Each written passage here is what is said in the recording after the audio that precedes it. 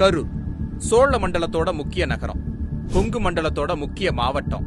வரலாற்றுல தங்கம் ஆபரணம் செஞ்சதுல இருந்து பண்பாட்டுல விவசாயத்தை செஞ்சு வர நம்ம மாவட்டத்தோட வளமும் சிறப்பும் இன்னைக்கு ஊழல், அராஜகம், மோசடி, முறைகேடுன்னு தப்பான அரசியல் அடையாளமா மாறி இருக்கு. இதுக்கெல்லாம் யார் காரணம்? தொழில் வளம் மிக்க நகரமாம் நம்ம கரூர் இன்று மாநிலம் முழுக்க கெட்ட பெயர் சம்பாதிக்க என்ன காரணம்?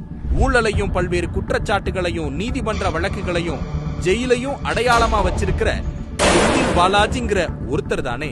இன்னைக்கு எந்த முதலமைச்சர் செந்தில் பாலாஜிய தியாகி, பாசமுள்ள சகோதரர், செயல் வீரர்னு எக்கச்சக்கமா புகழ்றாரோ, அதே முதலமைச்சர் தான் செந்தில் பாலாஜியும் அவர் தம்பியும் மொத்த கரூரையும் கட்டுப்பாட்டுல வச்சுக்கிட்டு கொள்ளை, ஊழல், லஞ்சம், ஆழ்கடத்தல், நில அபகரிப்பு எல்லாம் பண்ணிக்கிட்டு இருக்காங்கன்னு சொன்னாரு. இந்த மாவட்டத்தில் ஒருத்தர் இருந்தார், அமைச்சர் செந்தில் பாலாஜி.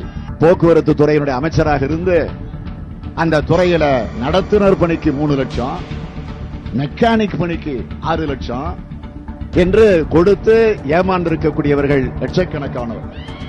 இது குறித்து 48 பேர் புகாரும் கொடுத்திருக்கிறாங்க. பாலாஜியினுடைய தம்பி இந்த கரூர் மாவட்டத்தை தன்னுடைய கட்டுப்பாட்டில் வச்சிருக்கிறாரு. கட்டுப்பாடுனா கொள்ளையடிக்கிறதுல, ஊழல் செய்யறதுல, லஞ்சம் வாங்குறதுல, அந்த கட்டுப்பாட்டில் வச்சிருக்கிறாரு. இன்னைக்கு செந்தில் பாலாஜி கட்சி மாறலாம், காட்சிகள் மாறலாம், முதல்வர் அப்படியே மாற்றி பேசலாம், அவர் புனிதராகலாம். ஆனா பண்ண தப்பெல்லாம் இல்லன்னு ஆயிடுமா?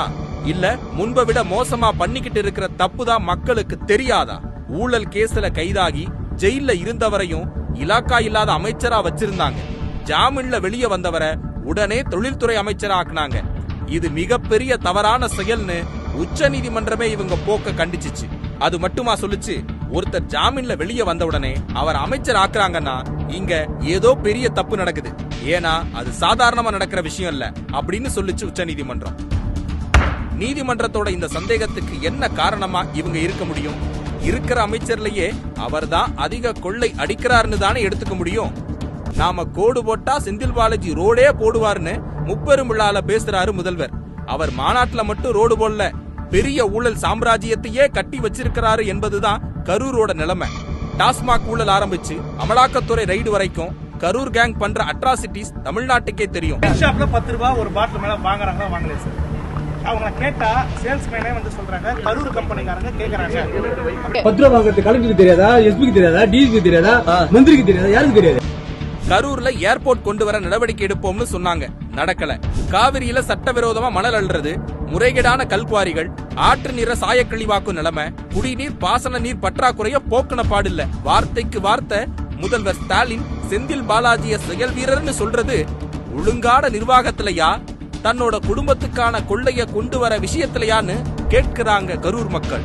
அரசு ஊழலும் கயமையுமா வதைக்க, மக்கள் கவலையும் கண்ணீருமா இருக்க, அதிகாரத்தின் ஆணவத்திற்கு எதிராக மக்கள் நலன் காக்க, மக்களுக்கான அரசியலை மீட்க கரூர் வருகிறார் நம் மக்கள் தலைவர் விஜய். உங்க விஜய் நான் வரேன்.